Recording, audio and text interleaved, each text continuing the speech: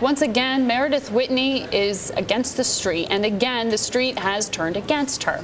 The critics have denounced Meredith Whitney's call that there may be up to 100 sizable defaults of municipal bonds. Now, Alice Schroeder is a Bloomberg News columnist, author of Snowball, Warren Buffett and the Business of Life, and she says many of Whitney's critics have a vested interest in tearing her down. And she joins us here today. Alice, Meredith Whitney, that was a strong call she made with hard numbers in it, and she's been taking a lot of punches all the way around. Why do you think it's unfair? Well, I think that Meredith got walked into making some very specific numbers that people have been nitpicking, but the real gist of her call is that there's a tectonic shift going on in municipal financing, and that the ponzification of municipal finances, where they've been borrowing against tax revenues that'll never materialize, is a very valid point, and that's been largely lost in the shuffle of the hue and cry over the more specific detailed predictions that she made. Oh, well, one of the justifications, I would say, I guess, that critics put forth in their criticism of her is that she is hoping to make a business in not just rating, equities, her area of expertise, but now trying to get into municipal bond rating. So should we be holding a higher benchmark for her in these kind of specific forecasts? Yeah, in my column, I referred to her as a brassy hustler, and it's really true. I mean, Meredith is a terrific promoter of herself and her business, and you have to walk a line, because as she does that, she's attracted a lot of criticism. Of course, she's trying to build a business here, and her calls have to be examined in that light. I do think her larger point is going to be proved correct. In your piece, I love the title of it. You say, Whitney whips up Wall Street as a bear in heels. It sounds like you think gender's a factor here. Well, every time that you read a story about Meredith, typically there's a commentary, as there often is with senior executive women, about how she's dressed.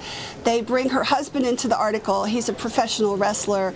And, Meredith is a colorful personality, but women have to walk this very fine line between drawing enough attention to themselves to get noticed and succeed, but not too much attention to attract style criticism, and she's gotten a lot of style criticism.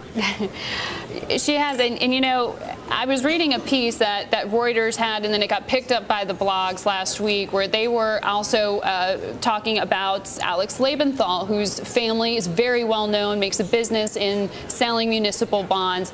And within the context of the article, it was referred to as a catfight between Meredith Whitney and Alex Lebenthal. What do you make of that? I thought that was so exploitative. If you know Alex, she is the most dignified woman, and the idea of her having a catfight with anyone is just ridiculous. Her comments were quite measured. They were judicious. Of course, she disagrees with Meredith. She's on the other side of the argument, but she's been one of the less inflammatory of the people who have criticized her. Mm-hmm. Do you think it's just a case of perhaps Schadenfreude? I mean, she got it right once before when so many got it wrong. People want to see her fail? Well, Meredith has made, some would say, a career out of one big call in Citigroup, and there's definitely some Schadenfreude going on, or anticipation thereof. Right. People want to see her fail. There's no question about that. So you also talk about sort of the DNA of Meredith Whitney, and how one of her mentors, who became well known in Michael Lewis's book, The Big Short, Steve Eisman, how he really pushed that idea of making a very strong call early on and sticking by it, being the one loud voice of criticism in the room. Is that something that you think Whitney adheres to?